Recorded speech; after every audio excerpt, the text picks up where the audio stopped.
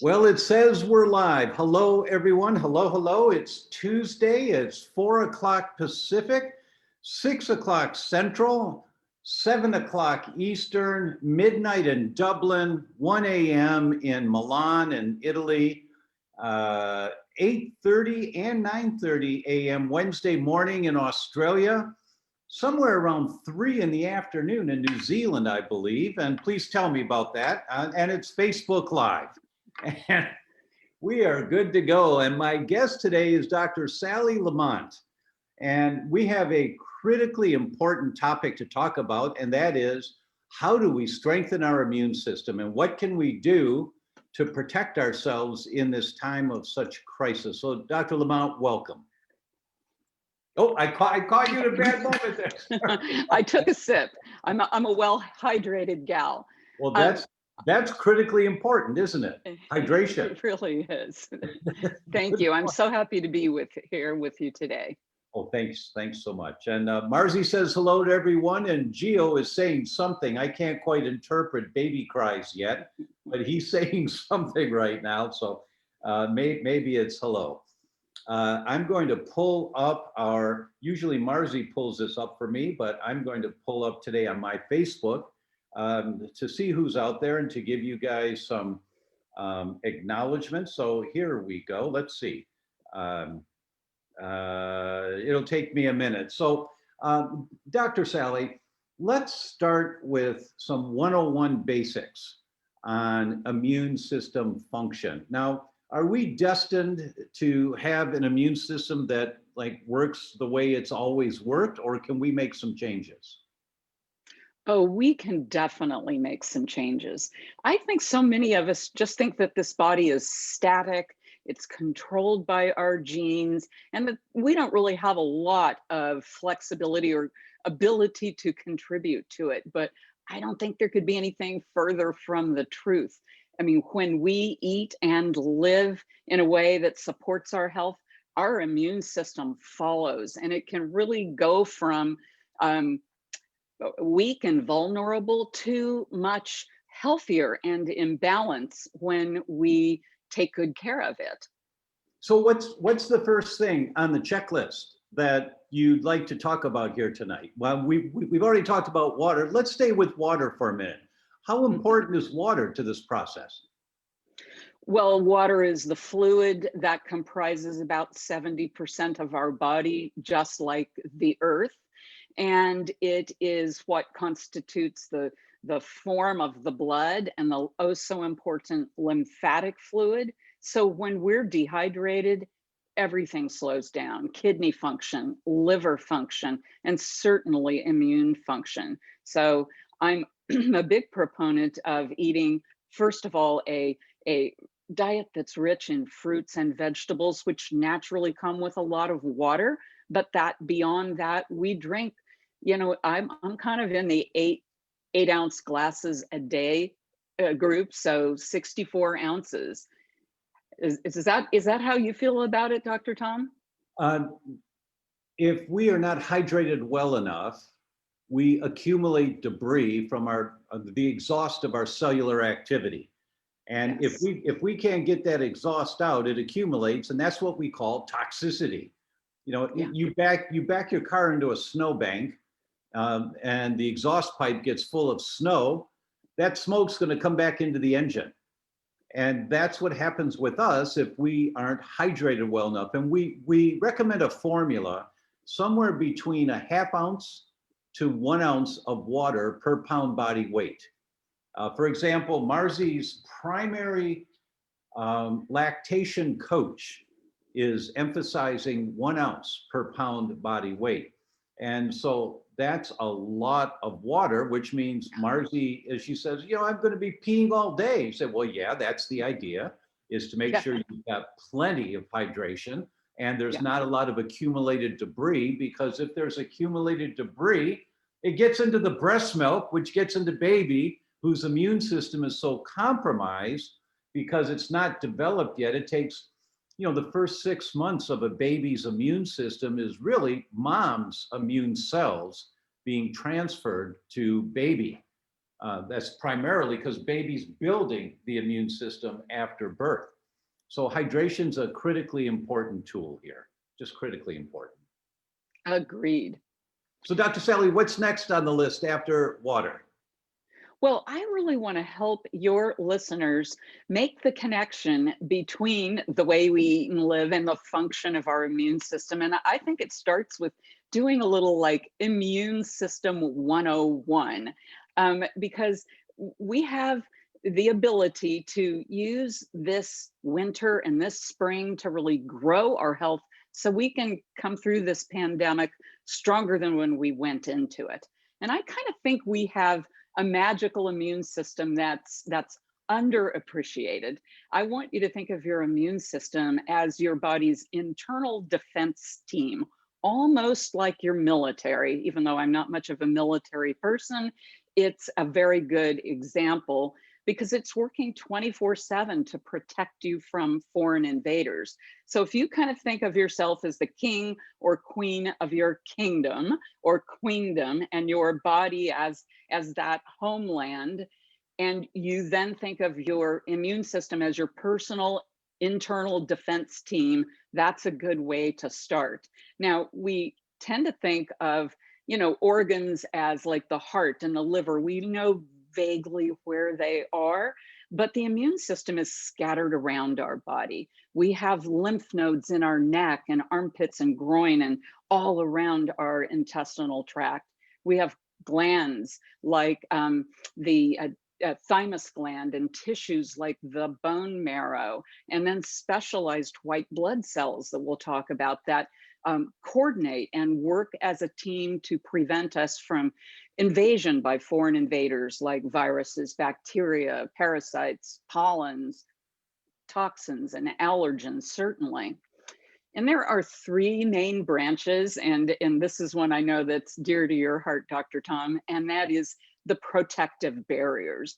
And then we'll talk about the innate and adaptive immune system briefly. Well, I'm going to pause you for 1 minute because it's the information is fabulous, and it's a lot of overwhelm for people to try to absorb when we're going that fast. So we're going to take a little bit slower.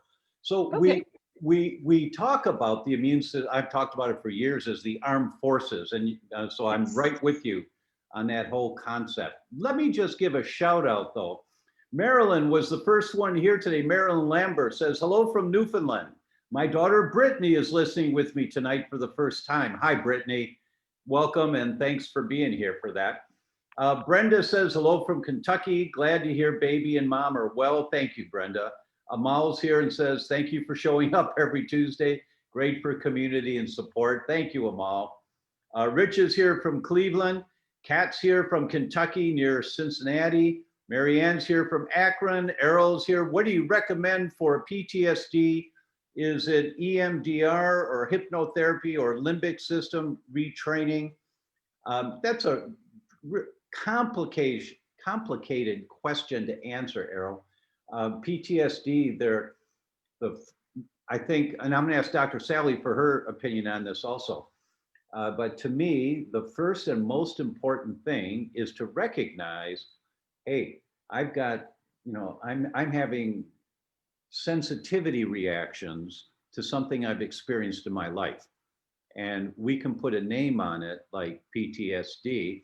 It doesn't mean there's something wrong with you. It means that there's some adaptation that needs to occur.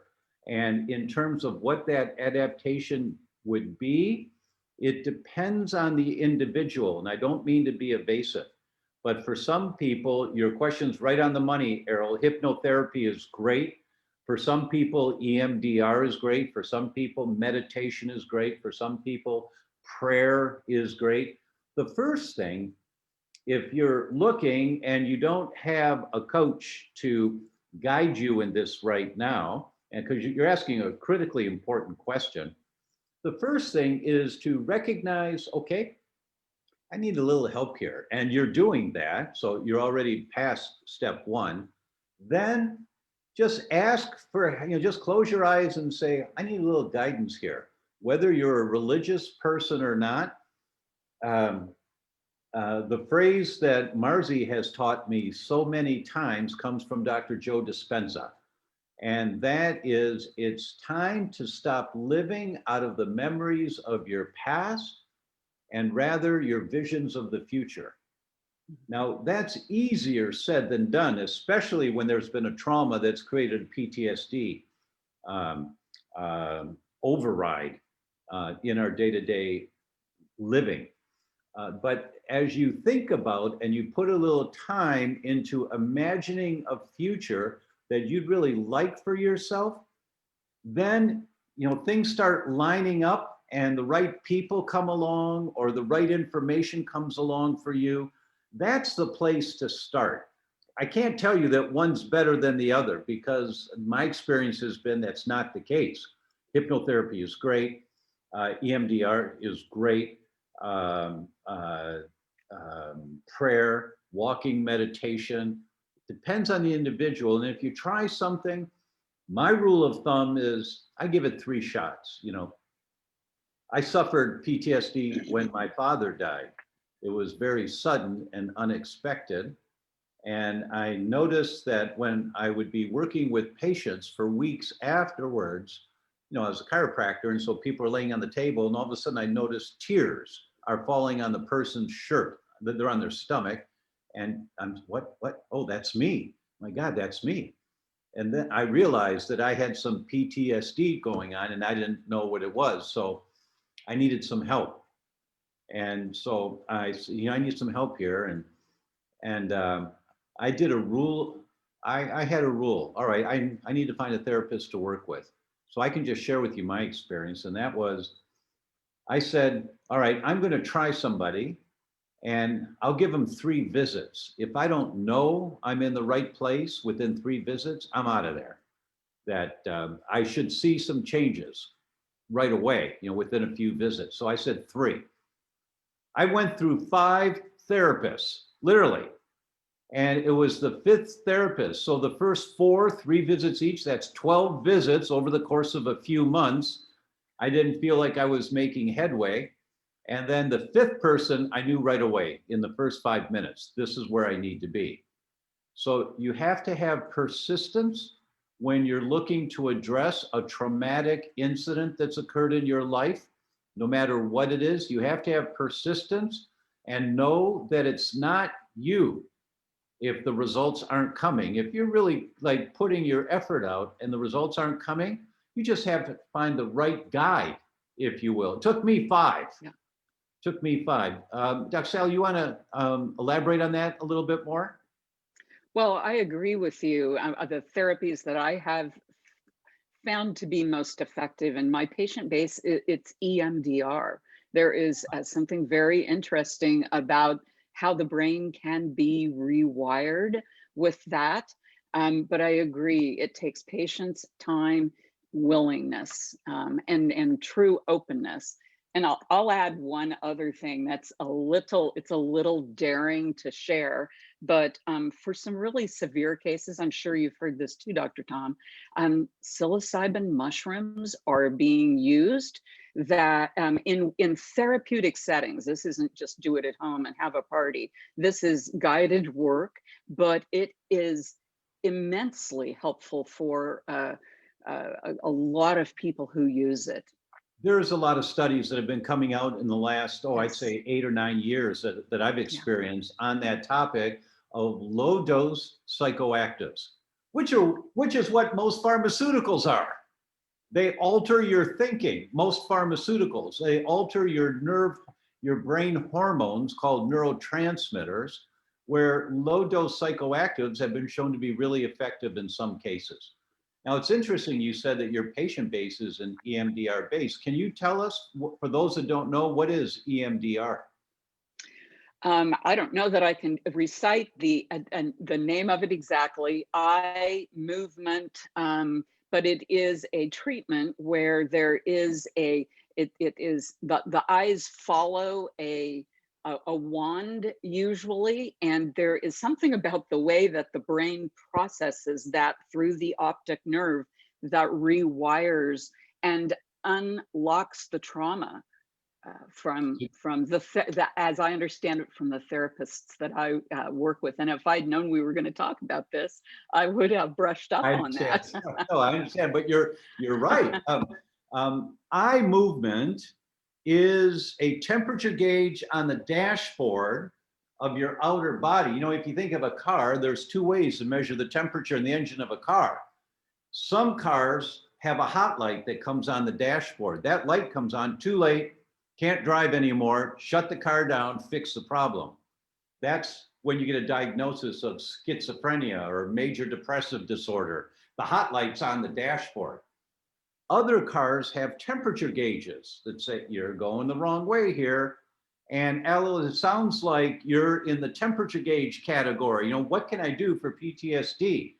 And EMDR is a technique where your therapist is working with you, watching your eye movements as you're like imagining different aspects of how to respond to the trauma.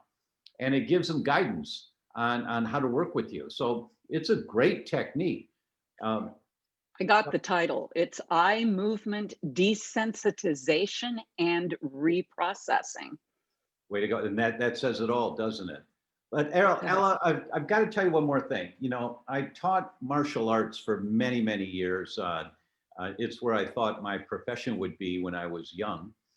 And people would ask me all the time afterwards when I was a doctor in practice, and we, you know, if it came up in conversation, they want their children to study martial arts. Which martial arts should we do? Which one's the best? You know, which technique to deal with PTSD is the best? And the answer is there is no best. It's in martial arts, I would always say it's the teacher, not the technique. It's the teacher you want your child to model after, that they emanate a way of looking at life that is not aggressive and hurting people, but rather protective and finding some inner peace. So the same concept with dealing with PTSD, it's the therapist that comes up in front of you. That's why I did 5 different therapists with my father's death, sudden death, until I found the guy that I knew was perfect for me. So be patient as you go through your searching to find the right person. Dr. Sally, anything else you'd like to add to that? I agree completely. Yeah. Let's see. Mary Agnes says, the exhaust of our cellular activity. So well said. Thanks for breaking that down with such a great comparison, Dr. Tom. Thank you, MA. Thank you so much. Kat has a question. There's controversy now over whether oils, good oils, avocado, olive oil, are good/bad for the body. Same with apple cider vinegar. Now I'm questioning using these food items that I thought were so good for me. Let's talk about these things in terms of the immune system, Dr. Sally. What about good fats and the immune system? Well, I believe that the good fats that we should be eating are avocado oil, olive oil. These are clean. They are really healthy oils that are ideally not rancid and therefore won't be a toxin to the body. These fats are the backbone of the anti-inflammatory cytokines or chemical messengers of the body, especially fish oils. So I don't know any reason why we wouldn't want to use avocado oil, olive oil, and fish oils, as long as they're clean, organic, and not rancid. Then they're providing the essential fatty acids that our body needs to control the inflammatory responses. You are right on the money. I fully agree with you. And you mentioned as long as they're good oils, good avocado oil, good olive oil. So one of the things, Kat, that you may have read, I don't know what you read, but one of the things you may have read is that these oils can go rancid on you. And the rule of thumb when you're cooking with oils, never smoke the oil. Never. When you cook at such a high temperature that the oil smokes, the oil's gone rancid and it's producing a lot of molecules that cause more inflammation in your body. One of the benefits of avocado oil is that it has a high smoke point. So if you want to like flash saute, I think Chinese cooking in a wok has got really high heat. You know, you cook it really quick so it's still crispy and all that, but they have really high heat. And if you use the wrong oils and you start smoking the oil, you're going to throw a lot more inflammatory molecules into your system by eating the food that's cooked in a smoking oil. So avocado oil is a higher temperature, which means you can turn the heat up more. Now, olive oil is not a high temperature oil. So when we cook, well, no, I'll speak for myself. Marzi's much better at this than I am. But when I'm cooking, I will use avocado oil. And when the meal is done, you know, and I take my Italian spices, and here's a secret to a good halfway chef to make his food taste really good. I'm being generous to myself by calling myself a chef. But you know, the little countertop coffee grinders that you get, you know, you put coffee beans in them. I have two on the counter. One's for coffee, one's for herbs. And I put my herbs, you know, I buy Italian seasoning, organic in the store, a bottle of Italian seasoning, but I throw them in there and then I throw them on the food because you bring out more of the oils in the herbs when you do that. And then when I turn the heat off, the thing's done, then I pour a little extra virgin olive oil on top of it. I don't cook with extra virgin olive oil because it's got a low threshold temperature before it starts smoking. So that's the only things I can think of. Or if you, first, that it's good fats for you. Second, if you don't have a gallbladder, if you lost your gallbladder to surgery, then you're going to have a hard time with fats, any kind of fats, even good fats. You're going to have a harder time utilizing and absorbing those fats. So you want to take digestive enzymes with every meal if you've had your gallbladder taken out. Those are the only things I can think of. Dr. Sally, anything else on your plate for that one? I think it's really important to smell the oil before you cook with it, because many oils do go rancid, and they have you can tell something is wrong. It's really clear with butter, for example. Butter has a lot of stinky butyric acid in it when it's gone bad. And just don't use an oil that's rancid.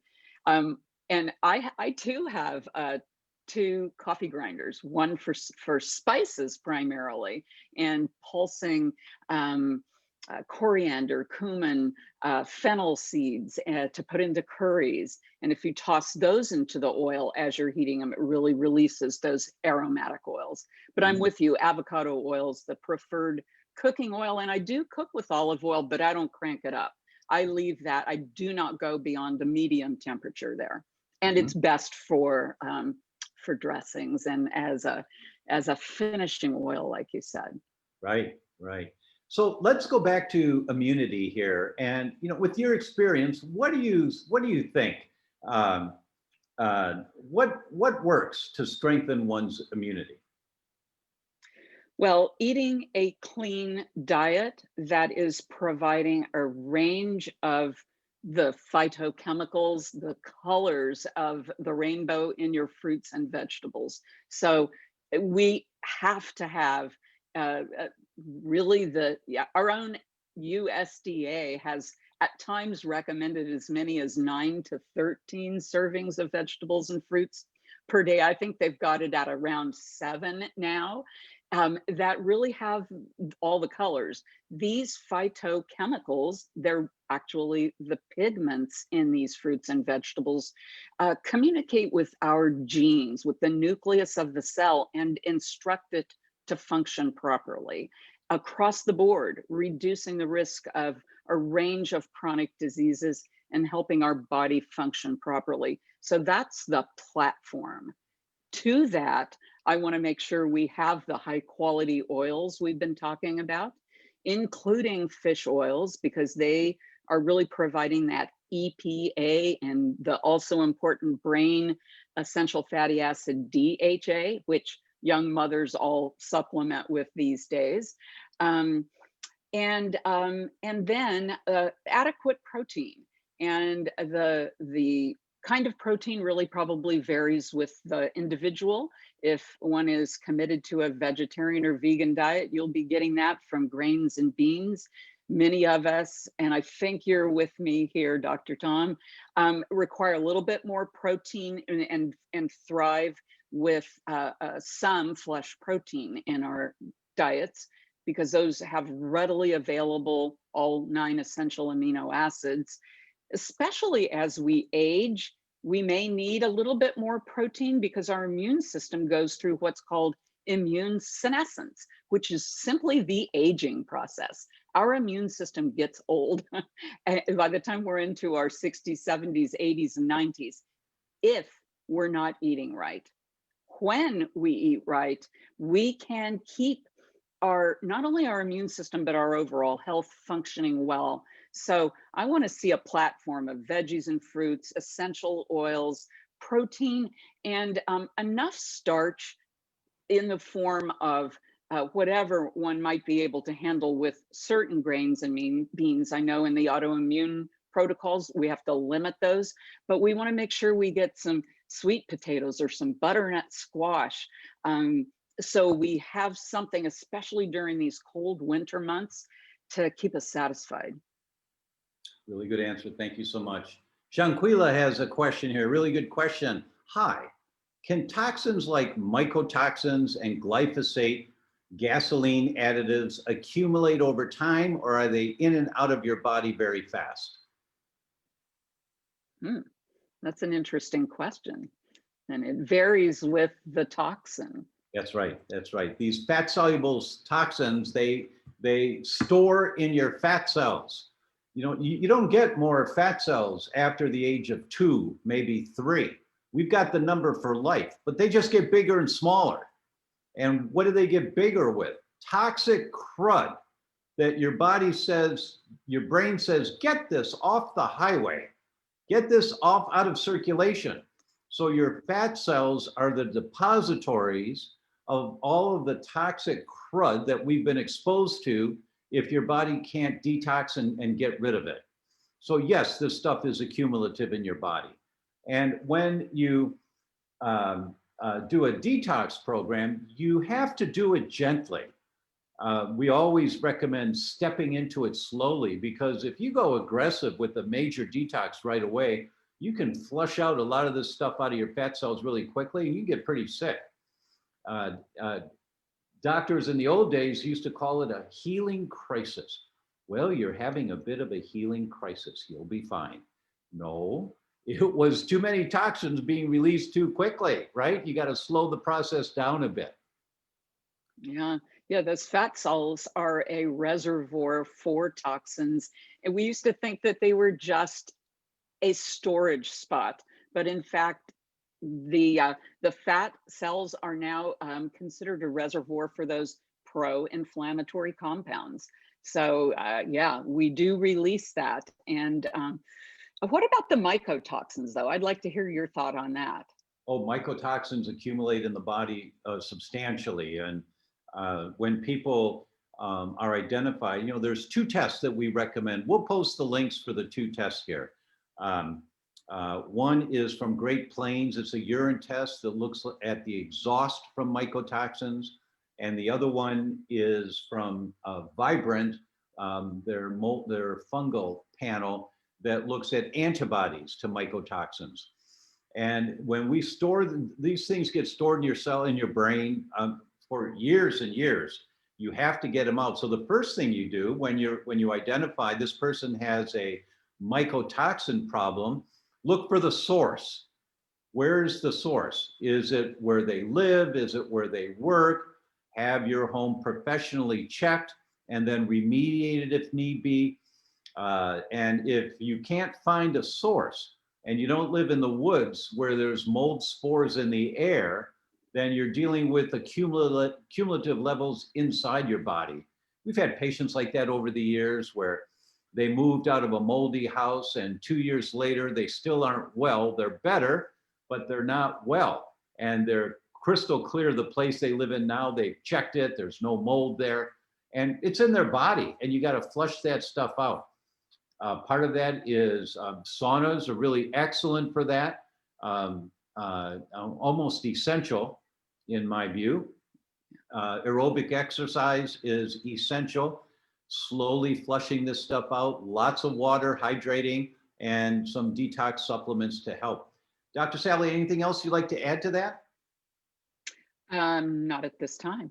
Okay, okay.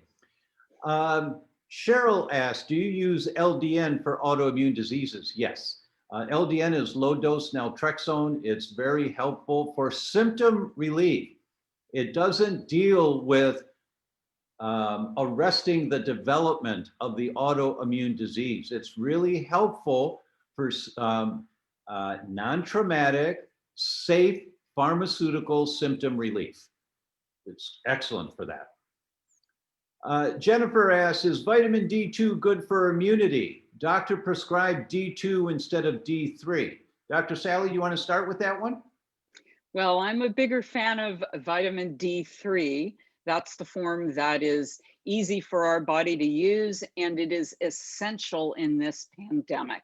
Many studies have shown around the world that the populations that are having the worst outcomes with COVID-19 are the ones with the lowest levels of vitamin D, and those populations who are split in a hospital even and given D3, I don't believe they're giving D2, are the ones who can actually end up leaving the ICU, and those who didn't are the ones that go ahead to a demise. So it's a critical supporter for our immune system, helping to stimulate white blood cells, really an effective tool as an antiviral agent. And the best way to get it is sun exposure. Not a lot, just enough, 10 or 15 minutes a day without sunscreen, even before noon and later afternoon is very helpful. But of course, I supplement, and I'm sure you do too. Agreed. Fully agree with you. We talked about it a few weeks ago. I think I showed everyone the slide back then that in a study that came out of Indonesia, people in ICU, if their vitamin D level was below 19, every one of them died. If their vitamin D level was above 31, none of them died. So it's just a simple no-brainer. Everyone needs to make sure their vitamin D levels are high enough. We recommend between 50 and 75 nanograms, ng per ml. That's the goal. And we'll post the link for the simple finger prick blood test to find out what your vitamin D level is for each of you in your family. If you don't do the vitamin D test, my words for you, shame on you. It's inexpensive, it's simple, and it can save your family's life. So make sure you know what your vitamin D level is. Yeah. Rissa says, Dr. Sally is full of knowledge, very helpful information. I think you make a great team. Thank you for taking the time to speak to us today. That's really great. You're welcome, Rissa. Thank you for the feedback. Since I've been dairy-free due to food intolerance, I have high oxalate issue. What can I do to enjoy those foods, or should I avoid them? Dr. Sal, you want to start with that one? Well, I don't think personally of dairy products being a high oxalate food. I tend to think of that as more dark leafy greens, the classic example of spinach that leaves that strange texture in your mouth. It's a little bit bitey. Right. Do you think of dairy products as an oxalate-rich food group? No, not at all. But if you've gone dairy-free, way to go. Obviously, it's a value for you because it's changed your metabolism.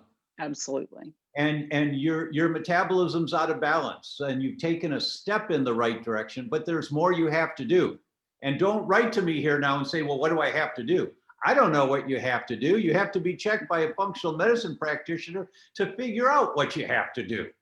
It's not as simple as take something for it.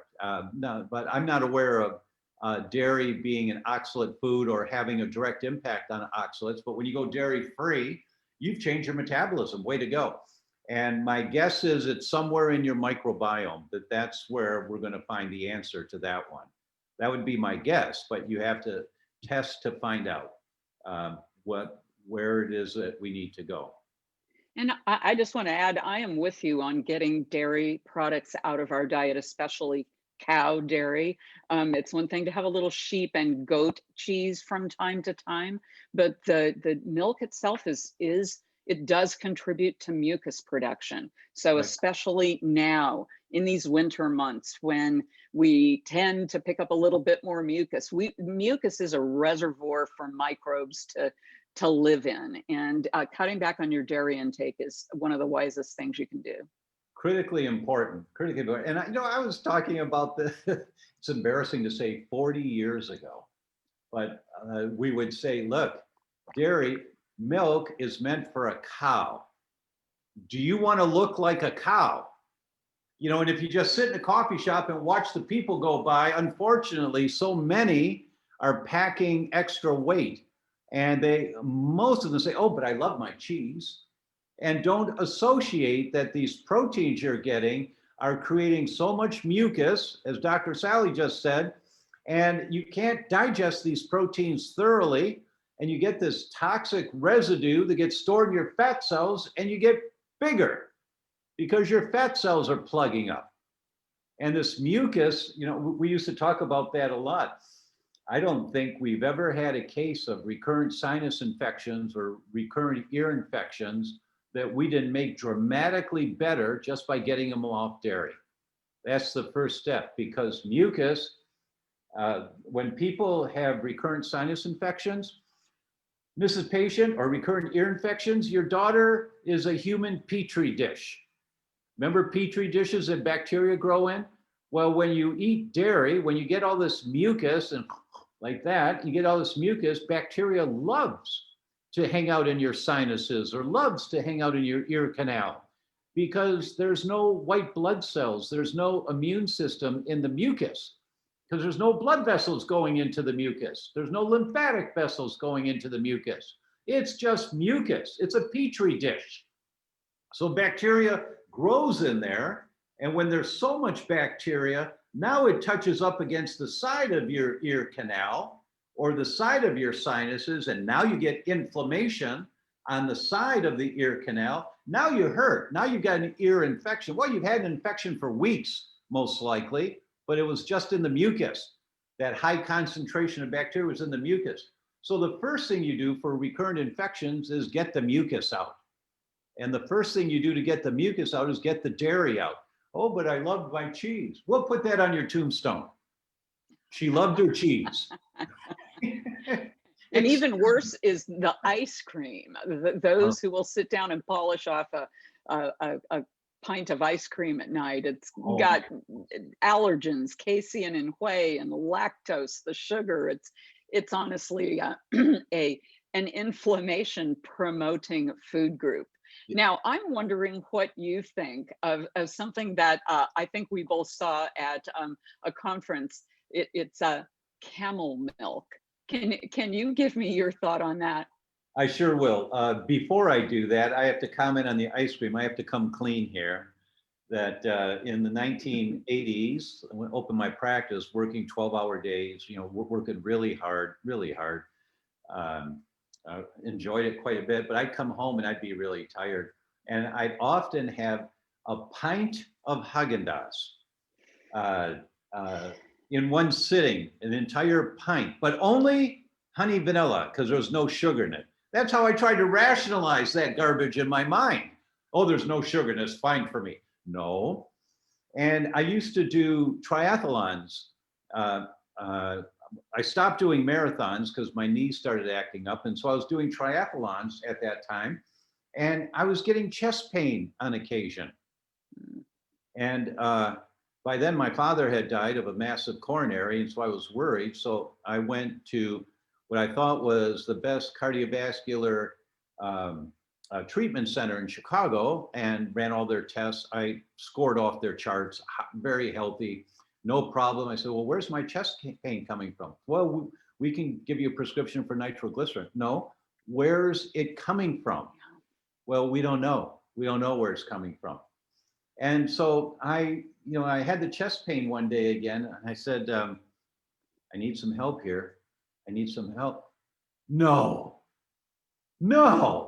I love my Haagen-Dazs. My brain did all of this, right? But I went a week without Haagen-Dazs, and then I had a pint, really enjoyed it. Next day I had chest pain again. So that did it for me on ice cream. So even someone who was pretty knowledgeable at the time about the science, I still tried to rationalize with my yabba, yabba, yabba. You're right. So we need to recognize that we all do that. Now, your question about camel's milk.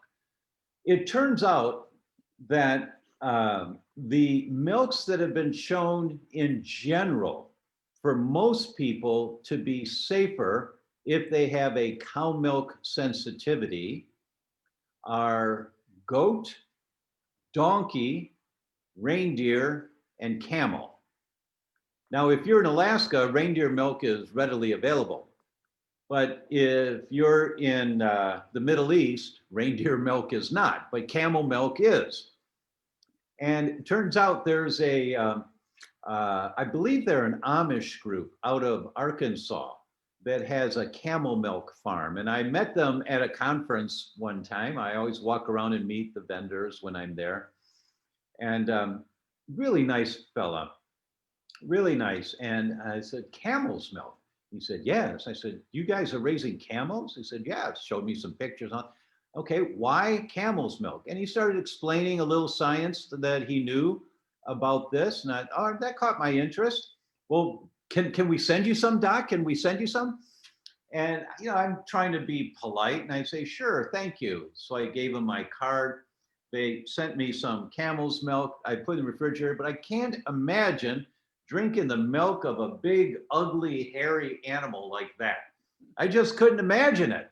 So it sat in my refrigerator, and I never tried it.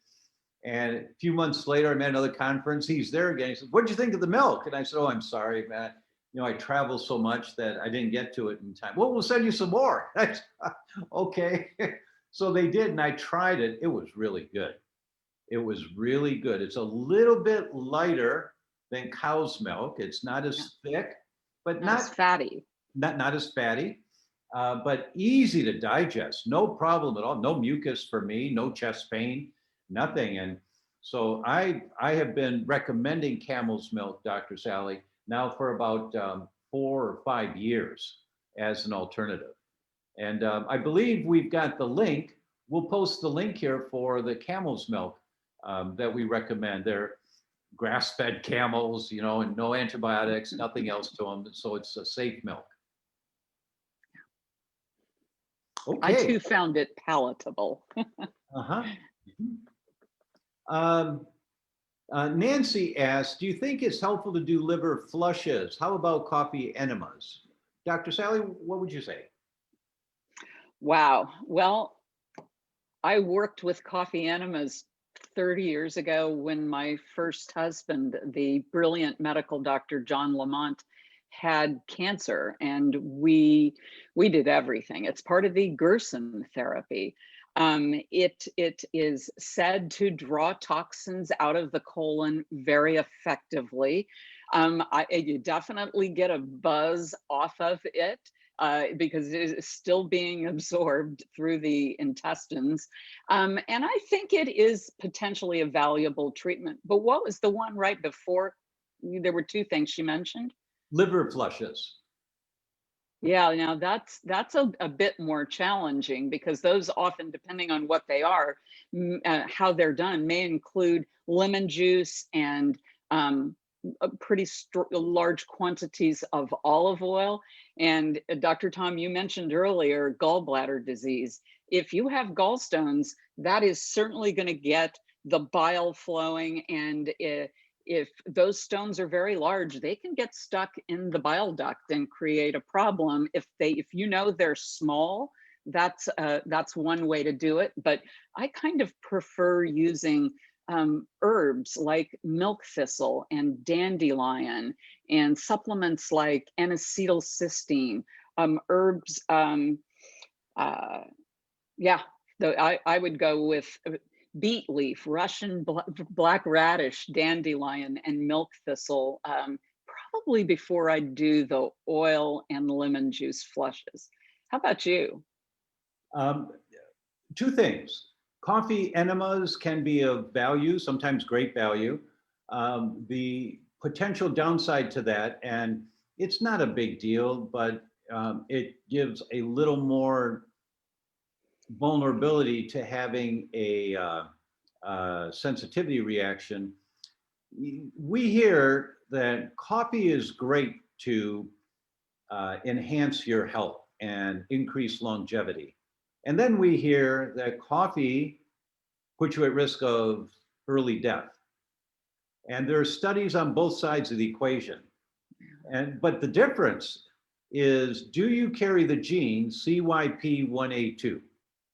If you carry the gene, and sorry for the geek stuff, guys, but it's a very simple test. The test, that gene is part of the detoxigenomic test, and we'll put the link here for the detoxigenomic test. There's a lot of great information on that test. But that gene would identify if you are a slow metabolizer. If your body is slow or sluggish at breaking down certain families of chemicals that use that genetic pathway to be broken down, you're at much higher risk of having a fatal first heart attack. And it goes up by the number of cups of coffee a day. For 1 cup of coffee a day was please don't hold me to the number, I don't quite remember it. 1 cup a day was something like 35% increased risk of a fatal first heart attack compared to people that don't have the CYP1A2 gene. But when you go up to 4 cups a day, it was over 400% increased risk of a fatal first heart attack. So you just have to check the gene. Everyone that drinks coffee should check this gene. And then you know, because your genes don't change for the rest of your life, you know, all right, is coffee okay for me or not? And in terms of doing a coffee enema, I don't think that's a big deal. I can't imagine it would be, but I'd just be a little cautious. I'd want to look at my patient's cardiovascular risk markers before I would recommend a coffee enema if they are a CYP1A2. We've used coffee enemas for many, many, many years, and they can be very helpful with that one caveat. Also, Marcy and I have gone to Swiss Mountain Clinic in Switzerland a number of times over the years. And when we go, we make an announcement, and then lots of people want to come. And so we're there with a lot of people who follow us, and we sit, and I'm not part of their treatment while they're there. We're all getting the same treatment, but we sit for meals every day together, and I'm there answering questions, and I'll do a couple of talks at night. But it's really casual, let your hair down and just hang out and joke about the treatments that you get. Like there's this French water therapy, and we call it the car wash, because you're laying on a table and these jets just go over you with the spray of water, and it's a lymphatic massage. It's really great. It's really great. But in any event, they do liver flushes there. The first week of Swiss Mountain Clinic treatment protocols, and some people come for 1 week and some come for 2 or 3, but the first week is always the same for everyone, and that's to take care of the queen. And Dr. Petra, who runs the clinic, refers to the liver as the queen. You have to clean the oil filter before you try to detox the body. So liver flushes, the concept is a great one. The technique to use is dependent. And as Dr. Sally said, there's the apple juice, lemon juice, olive oil concepts. And I've done that for many years also, and that can be very helpful. But you got to be careful. If someone's got gallbladder symptoms, you don't want to flush those gallbladder stones down the bile duct. So you have to be really careful with that. But in general, both of those protocols can be helpful. As, by the way, we're going to be doing a whole detox event soon. I don't know if we'll have the link here today for you. I'm going to do a private detox event with a small group of people, and we'll include these kinds of concepts in there. And if we have the link ready, we'll post it today. If not, in a week or two, we'll be posting it. Nancy says, any comments about the COVID vaccine? Well, let's start first from the immune aspect of that. Dr. Sally, what would you say to your patients if they're asking about the COVID vaccine? Well, it's a really interesting question. Vaccines have, in a sense, been used for hundreds of years. The old milkmaids of long ago recognized that if they took some, this is gross, but some of the purulent material from wounds and put it on bread and slapped it on the body, that it would help to protect against, God, what was that? I think it was smallpox back in the 1700s. And that's what tipped investigators or researchers back then into recognizing that there was a way to stimulate the immune response by exposing it to a little bit of the agent that causes it. And that's what vaccines do. They stimulate B cells within our immune system to react by teaching them by exposure to a little bit of that substance. Now, the thing that I like about this messenger RNA vaccine is it isn't using the live virus or even a dead virus. It's just making the immune system recognize the spike protein and telling it to make an antibody to that spike protein. So in some ways, I think of it as a little bit safer than some of the other vaccines that come from a pool of serum that may be contaminated with other viruses or prions or things we don't know about. My one last thought on this COVID vaccine is that it is, this isn't just something that they whipped up this year. Researchers have been working for the last 10 years to develop mRNA type technology. It just happened to have been applicable to this disease, and so it was rolled out quickly. So depending on a lot of different characteristics of a particular individual, I think that I think it's an okay thing to do. And now I know you may disagree with me there. I'd like to hear your thoughts on the matter. No, not at all. You know, we have a chat room for faculty from the Institute for Functional Medicine, and we've been talking about this. And I have such great respect for my fellow faculty. They're some of the smartest clinicians in the world, and they just do deep dive into the literature all the time, which is why IFM is as great as it is, because the courses we put out are first class, second to none in the world. And our conversations recently have been more around, and there seems to be consensus, no one's arguing with this concept, that we're much more worried about the virus than we are the vaccine. And so if we can reduce our risks, that's really important. So I'm going to identify something here for everyone now. I'm going to share my screen for a minute. I didn't plan on doing this, but we're going to do it. And if you can see, let's bring this one up. Dr. Sally, can you see my screen right now? Yes, I see a journal open. Right. This is an article that came out today, just today, in the journal called Frontiers in Immunology. And if you look here, you see where I'm highlighting, it says percent reactivity, and there's 3 columns of percent reactivity, 4 columns, I'm sorry, 4 columns. Oops, let me get that out of there. You see these percent reactivity, and I know for everyone out there, this is going to look like Greek, but just think of these columns, percent reactivity. And this is what percentage of people reacted when, this is in the laboratory, not with people. If you got the SARS-CoV-2 vaccine, what percent of people reacted and made antibodies to SARS-CoV-2? And you see to the spike protein that Dr. Sally was referring to, it's 100% of them.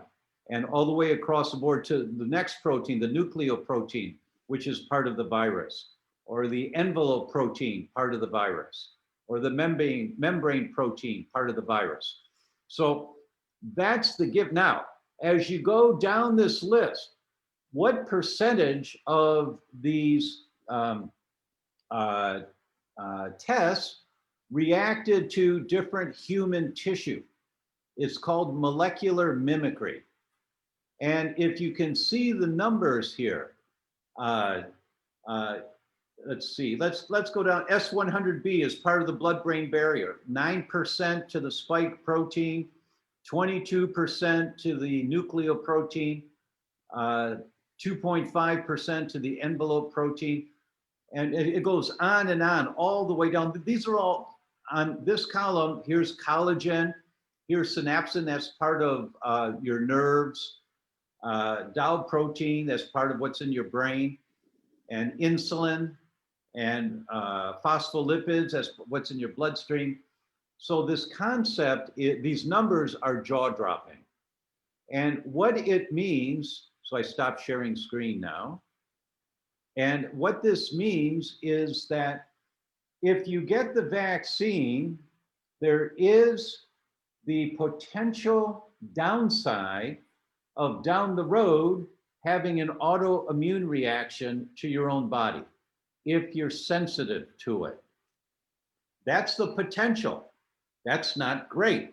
So what do you do to minimize any risk of having a sensitivity reaction?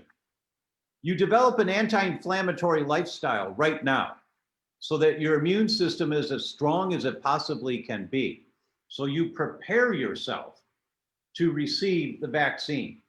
You do everything you can to prepare. What does that mean? Stop eating garbage. Do everything that we're telling you to do. The polyphenols, the fruits and vegetables that Dr. Sally's talking about. I read an article last week. There are 5 different compounds that have been identified to help protect the receptors. Receptors are like a catcher's mitt. Pitcher throws the ball to the catcher. The receptors that sit on your cells that the virus is attracted to is called the ACE2 receptor. And the virus gets in the bloodstream through breathing or through what you're eating or drinking. The virus gets into the bloodstream and it goes into that receptor, turns the door handle, opens the door, the virus goes inside the cell. And that's where it does its damage. Not in the bloodstream, inside the cell. That's where it sheds and you get more virus and more virus and more virus. So there are 5 substances that are shown to reduce the possibility of the virus going into that receptor. And we've talked about them before, but there's a new one that just I read about called apenin. Apenin is in celery and parsley. So I told Marzi when she orders our organic produce, honey, get at least 7 bunches of celery a week and 4 or 5 bunches of parsley every week. She said, why? Because we're going to put it in our smoothies. We're going to have a little bit every day in our food just to help a little bit more. You've heard me talk about tonic water in the past, same kind of thing. Tonic water does a different mechanism, but it's just to protect you a little bit.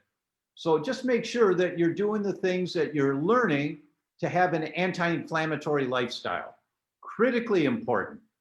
And so we all are more concerned about the virus than we are the vaccine. So just prepare yourself for the vaccine. How do I do that? Don't eat Haagen-Dazs or your own version of Haagen-Dazs, whatever it is right now, right? So make sure you and your family are staying as anti-inflammatory as possible. Dr. Sally, you want to add anything to that? Yeah, I have a little tip on that compound. I learned it as apigenin, and it's in parsley. And there is a way to get it into your diet that is so delicious, and it's called chimichurri. Chimichurri is an Argentinian kind of pesto, and it is a blended mix of parsley, cilantro, and oregano with a little bit of shallots that you soak in red wine vinegar and olive oil and garlic, and you blend that up and get this paste that is literally delicious on everything. You will find yourself consuming a quarter of a cup of this chimichurri each day because it's good on eggs, it's good on any kind of protein, it's good on any kind of starch. It just makes everything taste good. I have a recipe for chimichurri on my website, DrSally'sKitchen.com, where you can go and just snag that recipe and have fun with it. We will put the link here to that website, DrSally'sKitchen.com. When Marzi had an interview with you a while ago for that, it was great. She had a lot of fun with that one. Yes, Let's and her see. power coffee is good. Yeah, her power coffee. It is good, isn't it? It really is. A couple of questions about how long do I have to be off vitamin D before taking the test? And somewhere around 5 days is long enough so that you can find out what your level is. And Jan asks, where do you get the finger test for vitamin D? The link should be posted here for you. Dwin says, I'm taking 5,000 vitamin D a day. Do I take the test while on this, or do I need to stop it first? Stop for 5 days, Dwin, and you'll see how much your body is storing of vitamin D. Lori says, thanks for your time and expertise. My 40-year-old son has a lipoma, which was removed on his upper back between the shoulder blades. It grew back within a few months.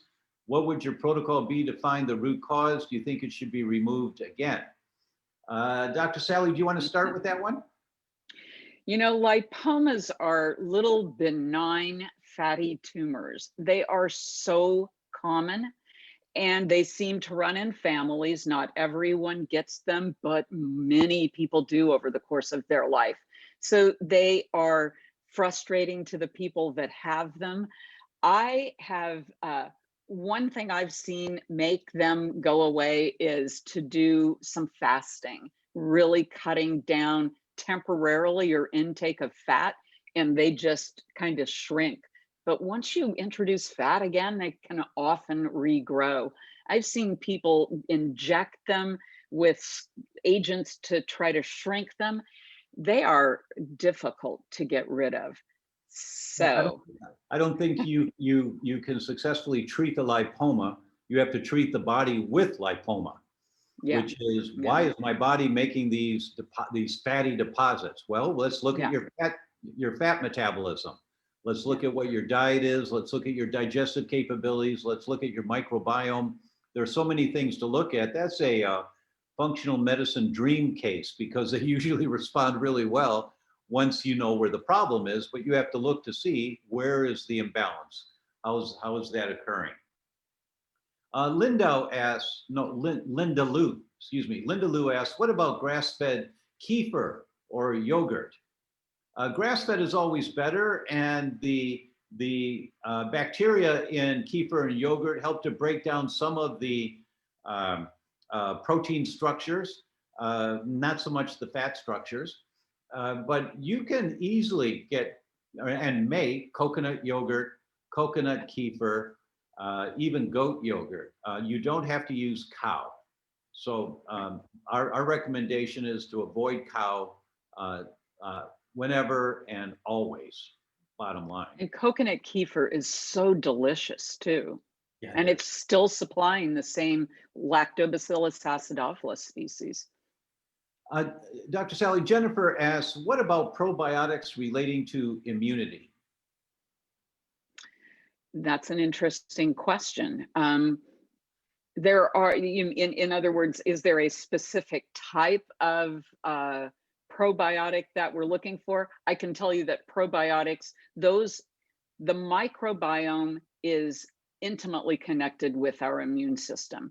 And it is essential that we feed it prebiotic, fiber-rich vegetables and fruit Mushrooms are a great source of prebiotics. So are all the fiber-rich veggies, yams, butternut squash, greens, everything. There's a new probiotic that's out on the market, though, that's kind of an interesting one. And those are the spore-forming bacteria that act like policemen in the system to down-regulate or tamp down the more disease-causing microbes. So I think spore-forming bacteria can be a nice one to introduce if you have been seeding your garden with the right fibers, and things like coconut yogurt to provide the lactobacillus species, which are some of the main constituents. Shanquilo asks, do probiotics feed parasites or gut infections? I don't think they do. I No, mean, what do yeah, right, you think? correct. No, not at all, not at all. Mother Nature has set us up to live in harmony with these bacteria. So with these good bacteria, the problem is when you have too many of the bad guys, and when you take probiotics, you're taking the good guys, and the good guys are there to fight the bad guys. And one of the ways that they fight is just by sheer dominance, by number, and when we lose the good guys because of antibiotics and lifestyle, the things that we eat, the bad guys can rear their ugly head and just cause a world of problems. But probiotics, now I've never seen a study ever, and I read a lot of studies. I've never seen one that cautions against probiotics increasing parasites or increasing infections. The only caveat to that, if you have severe intestinal permeability, I mean severe, you've got Crohn's or colitis, you've got severe permeability, you cannot take probiotics because they can cause a severe problem if these large bacteria, meaning they're not nestled into a community, but these free-floating bacteria go through a leaky gut into the bloodstream, it can cause a lot of problems. So you have to be careful if you have ulcerative colitis, Crohn's disease. For infants with enterocolitis, you've got to be really careful with the use of probiotics. But for the vast majority of people, not an issue at all that I've ever seen or read about. Dr. Sally, anything you want to add to that? No, but I did want to double back to something that I just learned about, which is an article that your guest from last week, Dr. Alan Christensen, wrote on his website, The COVID Choice, which is outlining the various vaccines and helping the consumer to understand their choices. Good suggestion. We'll post Dr. Christensen's website here so that you can check that one out. Maggie asks, any cheese from camel's milk? Not that I know of. I've not heard of that. Princess asks, how do I increase my white blood cells, please? Dr. Sally, you want to start with that one?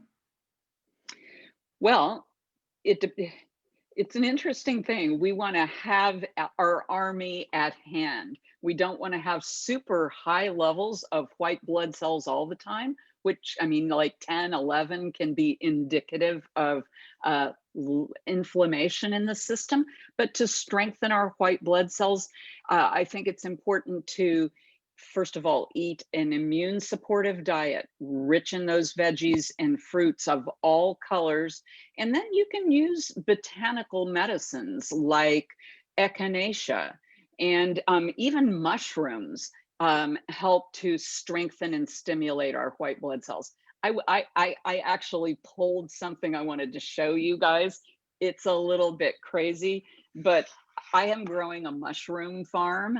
And here it is. I've got it on a little platter, and it looks like a loaf of moldy bread. And out of it comes mushrooms that you can grow in your home. And so just simply eating things like shiitake mushrooms can help your immune system generate healthy, strong white blood cells. I Um, fully agree and look forward to coming to your home for dinner and having the freshest mushrooms ever. Those yeah. look great. They look gross, but I know that they would taste great. I know they Oh, would. they do. The only caution on mushrooms, everyone, is that if you are fighting a fever, if your immune system is already highly activated, you do not want more white blood cells. With this current pandemic, IFM, the Institute of Functional Medicine, came out with an article a few months ago. 4 of our faculty published this article that showed mushrooms are great. You take them preventively, they're great, or you take them in recovery. But if you're in the midst of an acute viral thing right now, don't take mushrooms. Because if you did, you can throw gasoline on the fire, enhancing more immune function. And the downside of that is called a cytokine storm. So that's the only time you want to be careful with things that increase white blood cells or increase immune function. Other nutrients that support immune function you can take at any time, like vitamin C, vitamin D. Those kind of things are safe throughout whatever phase you're in. If it's preventive, acute response, chronic hanging on for dear life, or the other side, recovery. Yeah. So you just need to be careful about that one. And I want to add to that too, Dr. Tom. When we're acutely ill, we often don't have much of an appetite, and we need to listen to our body when it's in that state and keep our food intake really low. Like that would not be a time for ice cream. No sugar, no proteins. Eat very lightly. Maybe some bone broth, which certainly has some amino acids, but soups, teas, lots of water to stay hydrated, and give your body a temporary break so that the metabolism isn't stuck breaking down our food, but instead can bring the immune system to full bear to fight that infection. So I'm a fan of a fast when we're ill. Exactly. Everyone knows when an animal is sick, it won't eat. It's smart enough not to eat. It's not going to go out and eat a pizza. And the reason for that is that when you don't eat, what you're mimicking is what we call timed interval fasting. The most common one's called the 8-16, that you eat all your food within 8 hours. And then for the following 16 hours, you don't eat. And then 8 hours, you eat your lunch and dinner, maybe you skip breakfast. And then 16 hours, you don't eat. 8-16 is most common. And what we know about that is that it stimulates more stem cell production. Stem cells are the cells that make new cells in your body. They're kind of like the igniting switch for new, healthier cells, new immune cells, new brain cells. And so you don't eat. So we'll talk about it more in another Facebook Live about why fasting mimicking diets or timed interval eating is so beneficial. And Dr. Sal, you're absolutely right that when you're not well, don't eat. It's the last thing you need. Some vegetable juices are great. Not too much fruit juice. Fruit Right. juice is a bunch of sweet, but vegetable juices are great for you. Yeah. Okay. Yeah, I'm actually getting ready to teach an immune course. It's called the Healthy Immune Reset. And one of the courses we're going to devote to talking about intermittent fasting, time restricted eating. And I'm going to share my protocol for an easy to do 36-hour fast, which is just overnight, one day, and break the fast the next day so that you don't have to walk around feeling low blood sugar and achy and uncomfortable. There are ways to nourish your body with teas, broths, juices. And so I wanted to make sure that you knew that there's some education available for that. Thank you so much. Does having elevated Saccharomyces cerevisiae mean low immune system? No, it means you've got an elevated yeast count. You've got too much yeast, and the question would be why? And you really want to identify that, because if you have elevated antibodies, Saccharomyces cerevisiae, they can cause a number of different autoimmune mechanisms in your body. So you'd want to explore where that's coming from. All right, everyone, we've gone 15 minutes over. My gosh, I'm so sorry, but Dr. Sal, you and I could just go on for hours doing this. Thank It you was so fun. very Thank much. you. Yeah, thank you so much. And we'll have all the links here for you, for everyone. And we will see you again next week. Thank you, everyone. Good night. Bye.